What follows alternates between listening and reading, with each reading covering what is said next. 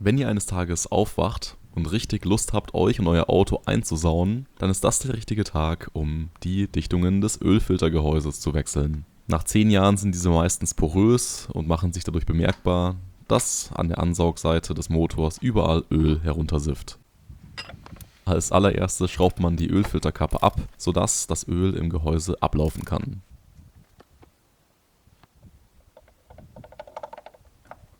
Dann nimmt man einen Torx 20 und schraubt die Luftführung ab. Die Plastikverkleidung ist nur drauf gesteckt, man kann sie einfach abziehen. Bevor weitere Schrauben gelöst werden, sollte man den Keilriemen und die gesamte Umgebung unterhalb des Ölfiltergehäuses mit einem Auffanglappen schützen, da sowohl Öl als auch Kühlmittel austreten wird. Danach kann man die 3 Schrauben mit einem E12-Bit lösen, gegebenenfalls mit einer kleinen Verlängerung, und den Öl-Wasser-Wärmetauscher abziehen.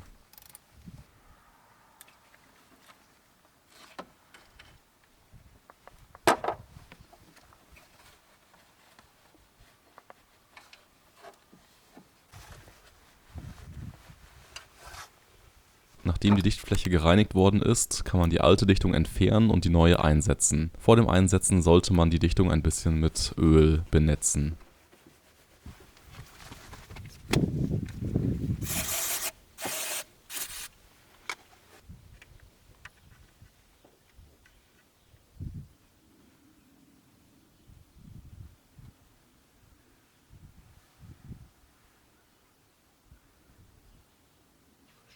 Bevor es weitergeht, den Öl-Wasser-Wärmetauscher wieder festschrauben und die 3 Schrauben mit jeweils 16 Newtonmeter anziehen.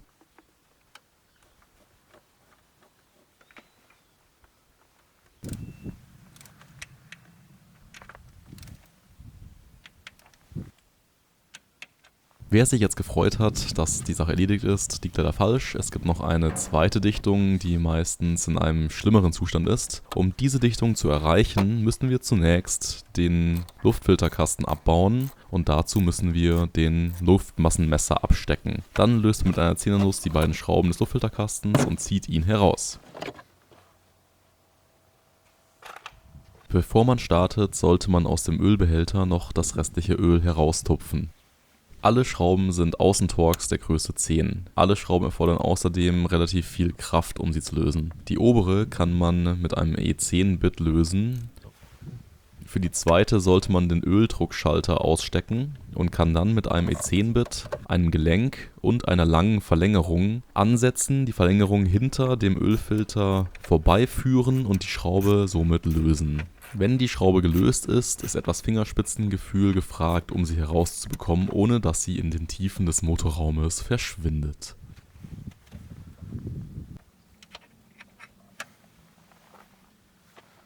Die letzte Schraube wird von einem Kühlmittelschlauch blockiert, sodass man in den meisten Fällen kein Bit ansetzen kann, um sie zu lösen. Hier empfiehlt sich der Einsatz eines Ringschlüssels für Außentorx in der Größe 10. Damit kann man die Schraube in mühevoller Kleinarbeit lösen. Jetzt kann der Behälter gelöst und die Dichtung getauscht werden. Weißt du, wie ich sagte?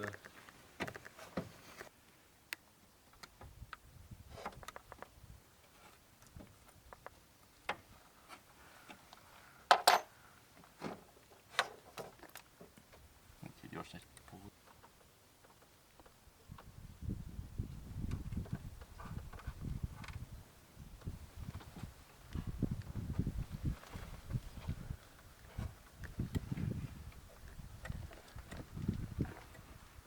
Nun zuerst die Schraube, die mit dem Ringschlüssel gelöst worden ist, einsetzen und lose anziehen, dann die unter der Ansaugbrücke und schließlich die obere.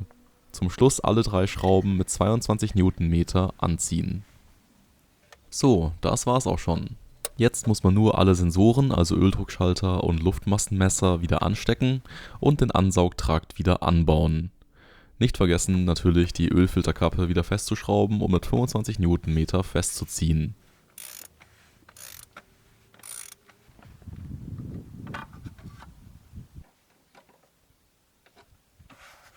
Wegen des erheblichen Kühlmittelverlusts muss das System jetzt noch entlüftet werden. Wie das geht, erfahrt ihr im verlinkten Video hier. Ich hoffe, euch hat das Video geholfen und gefallen. Wie immer, Drehmomente, Teile und Werkzeuge in der Beschreibung und damit ciao und bis zum nächsten Mal.